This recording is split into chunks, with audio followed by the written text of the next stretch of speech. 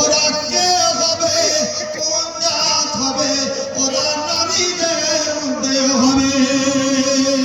এরে আমার মায়েরা, এ আমার বোনেরা, এ আমার খালারা, যদি আপনি এখানে বসে থাকেন তাহলে একবার আপনি আমার দিকে দৃষ্টিপাত করুন, আমার কথাগুলোতে ধ্যান দেন। মারে আল্লাহ নবী 1450 বছর পূর্বে আপনাদের কথা বলেছেন, ওই সমস্ত নোংরা মহিলাদের কথা বলেছেন।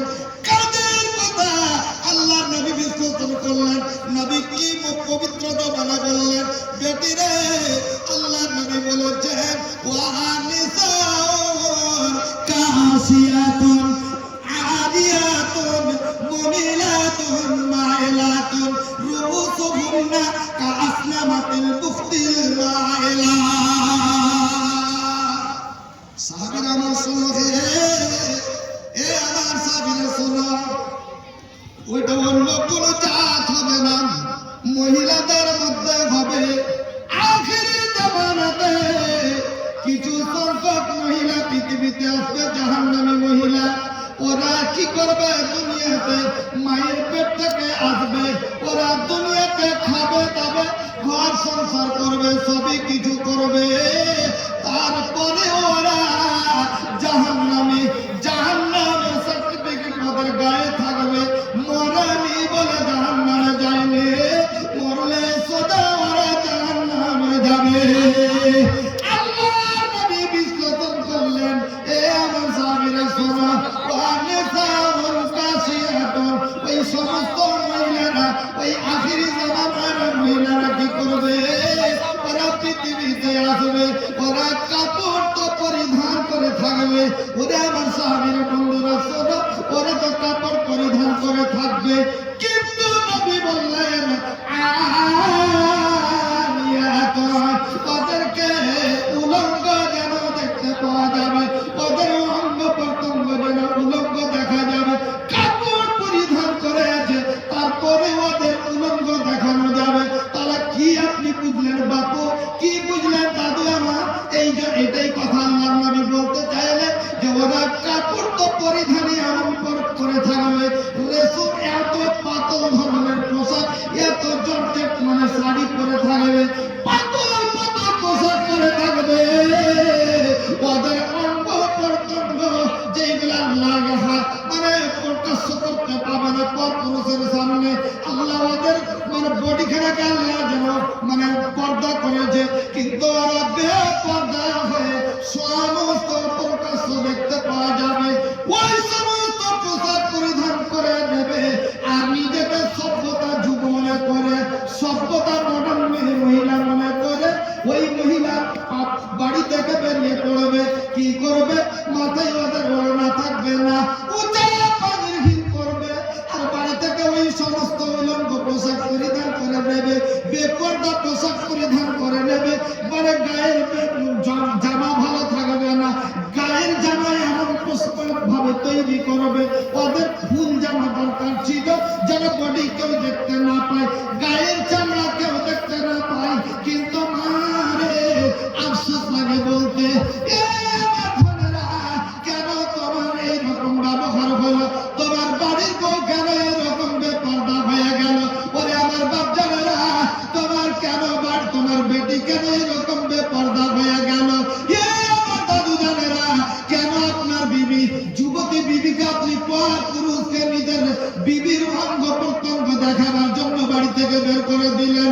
বন্ধুরে, এইরকম বেপর্দা আল্লাহ নবী, দয়ার নবী আমার বললেন যে রুবুতুহুন্না কাসনামাতিল বুখতিল মাইলা। আমরা যখন বাড়ি থেকে বের হবে, ওই যে উটের মহানগুলা দেখেছেন, চূড়াগুলা যেমন একদিকে ঝুলে থাকে, চলতি অবস্থায় উটটা চলবে, উটগুলা তখন ওই চূড়াটা যেমন একদিকে ঝুলে ঝুলে উটটা হাঁটে, ওই রকম মহিলাটা কি করবে? উঁচা পায়ের চপ্পল করবে, হিল করে নেবে, আর ওই রকম পাতল পোশাক পরিধান করে নিয়ে মাথায় পাতল ধরনের একটা ওড়না দিয়ে দেবে, পাগলাও দেবে। তারপরে ওই যে মাথাটাকে রাস্তার ধারে যখন বের হলো বলে থেকে ওই রাস্তার ধারে চলবে, রাস্তার পিছে পিছে চলবে, রাস্তা দিয়ে চলবে, আর ওই মহিলাটা কি করবে, নিজের মাথাটাকে ওই উটের কোহানের মতো করে একদিকে ঝুলিয়ে দেবে। ওইটা আমাদের উদ্দেশ্য কি? মমিলাতুন মাইলাতুন, পর পুরুষকে নিজের দিকে আকর্ষণ করা আর নিজকে পর পুরুষের দিকে আকর্ষণ করবে, এটাই তাদের মনের আশা থাকবে। পর পুরুষকে নিজের দিকে আকর্ষণ করবে, বন্ধুরে আমার পরকীয়া করার চেষ্টা করবে, পর পুরুষকে নিজের দিকে আকর্ষণ করে আর নিজের ইসলাম নিজের সতীত্বকে যেন বজায় রাখবে না, সেটা হারামে জেনায় লিপ্ত করার ব্যবস্থা লাগিয়ে দেবে। আল্লাহ রাসূল বলেছেন লা ইয়াদখুলুল জান্নাহ, ওই মহিলা জীবনে কোনোদিন জান্নাত পাবে না। বসে আছেন মাদানী সাহেবেরা, জিজ্ঞাসা করবেন আপনার বাড়িতে যদি বেটি আর বহু যদি এরকম বেপরদা থাকে আর 100 বার আপনি হজ করে আসছেন, 100 বার তাহাজ্জুদ পড়া তো জীবনে আপনি যতই তাহাজ্জুদ পড়েন সুবহানাল্লাহ সুবহানাল্লাহ সুবহানাল্লাহ করছেন, ফজর নামাজ পড়ে একদম মানে আইনতে বসে গলিতে বসে, আর আপনার বেটি যত বেটি আর বহু বাড়ি থেকে বেপরদা হয়ে এরকম মানে ফাসাদের পোশাক পরিধান করে নিয়ে বাড়ি থেকে বেরিয়ে গেল, আপনার আগা দিক দিয়ে ডান ডান ডান ডান ডান ডান করতে করতে করতে করতে কোথায় স্কুল বা কলেজ বা বাজার যেখানে সেখানে বেড়াতে চলে গেল, আপনি সুবহানাল্লাহ সুবহানাল্লাহ করতেই থাকেন। নবী বলছে সুবহানাল্লাহ বলছে খালি মরে যা, তোর বেটি বহুকে জাহান্নামে যাবে, তোর শত শত মারবে, শত শত তত ওই জাহান্নামে যা ঢুকতে হবে। কেন? তুমি গার্জেন ছিলে না, তোমার বেটি বহুর গার্জেন তুমি ছিলে না, তুমি ওকে বেপরদা থেকে রুখতে পারোনি, নিজে জাহান্নামী, ওরা তো জাহান্নামে যায়, কেন কেন আপনাকে জাহান্নামী বানিয়ে দেবে বাপ। ওই জন্য আপনাকে আমাকে সতর্ক বার্তা নিতে হবে, দেখতে হবে চিন্তা ভাবনা করে। আজ আমাদের এমন ধরনের অবস্থা হয়ে গিয়েছে, আল্লাহু আকবার, বেপরদার সীমা নাই, বেপরদার সীমা নাই, এমন বেপরদা মানে হয়ে গেল।